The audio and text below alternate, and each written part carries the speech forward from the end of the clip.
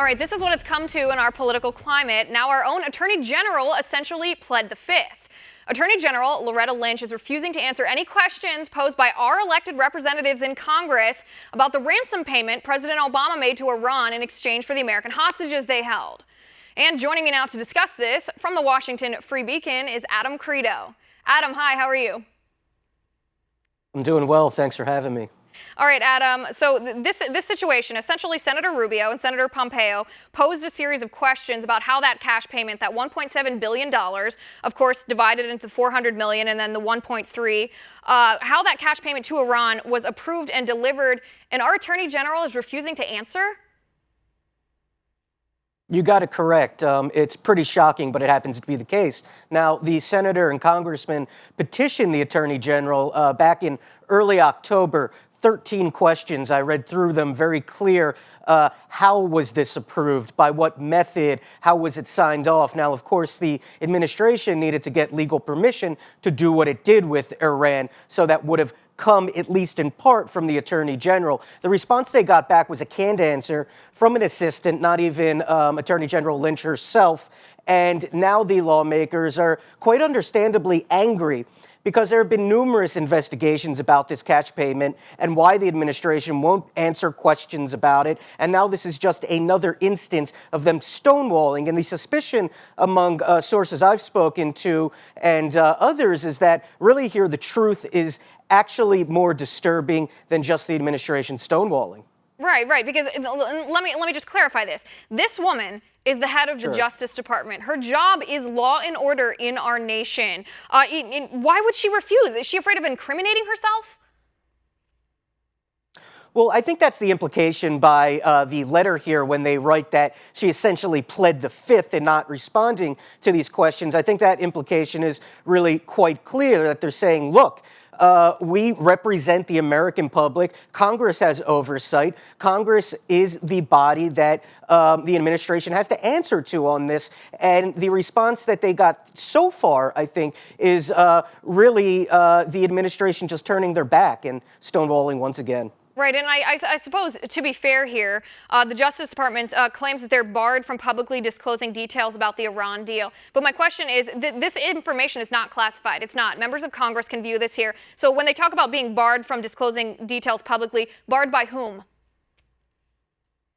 Well, that's what's really fascinating here. The administration also did this with the text of the nuclear deal itself. It is unclassified, but it's being stored at a facility on Capitol Hill where one needs to relinquish their cell phones, all other devices, and have security clearance to view them. It's being treated like it's classified. The point of this, of course, is very clear: to keep staffers without clearance and the American public from getting an idea of what's in these documents. The Attorney General's office scolding lawmakers for trying to provide sunlight on this and tell the public, I think, is really telling in and of itself here. Right. This from the administration, who claimed at the beginning that they were going to be the most transparent administration in the history of our nation. Well, we can see otherwise. Adam, let me read you this quote. This is from Senator Marco Rubio. He's one of the ones who posed the questions to Attorney General Lynch in the beginning. He says, providing cash to the world's foremost state sponsor of terrorism. That's what the Obama administration did. And then Senator Pompeo says, who knew that simple questions regarding Attorney General Lynch's approval of billions of dollars in payments to Iran could be so controversial that she would refuse to answer them? So you said you've seen some of these questions posed by the senators to the Attorney General. What are they? Are they controversial? No, not in the least. They're actually quite straightforward. There's nothing complex here. There's no request for disclosure of classified information. All of this can be given to Congress and shared with the American public.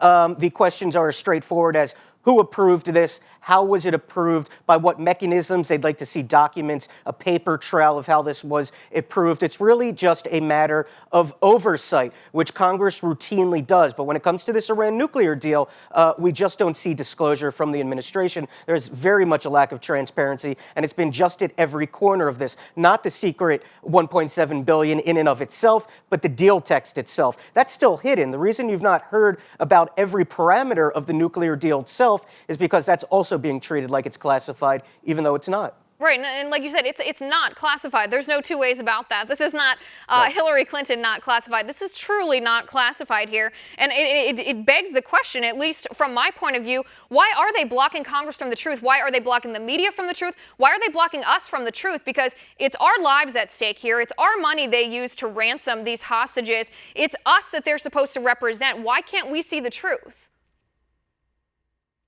Yeah, look, it's a really fascinating question, and to be honest with you, it's one I've been asking the administration for years now since we entered into negotiations with Iran. I've questioned them, why can we not be forthright about this? Why is it that there's obfuscation on the matter at every turn? And look, that's been the pattern with this administration on the nuclear deal. I think when it comes down to it, the actual details that are being kept hidden from the American public and Congress are much more damning than just the administration shrugging their shoulders and saying, look, we're not going to tell you. Right, and I'm going to go ahead and pull a Bernie Sanders here and say on the debate stage, Hillary Clinton constantly brags about her negotiation with Iran. That's something that the Obama administration brags is one of their legacies, is negotiating with Iran. If this deal is such a finely crafted piece of negotiation, you'd think they'd want to show us. You'd think they'd want to brag about us and show us exactly how that came to being. But apparently not, and that's a little suspect to me. Adam, we're out of time, but thank you so much for being here. It's always great to talk to you. All right, guys, what do you think? Let us know, as usual, on Twitter at Liz_Wheeler. Meantime, we'll be right back.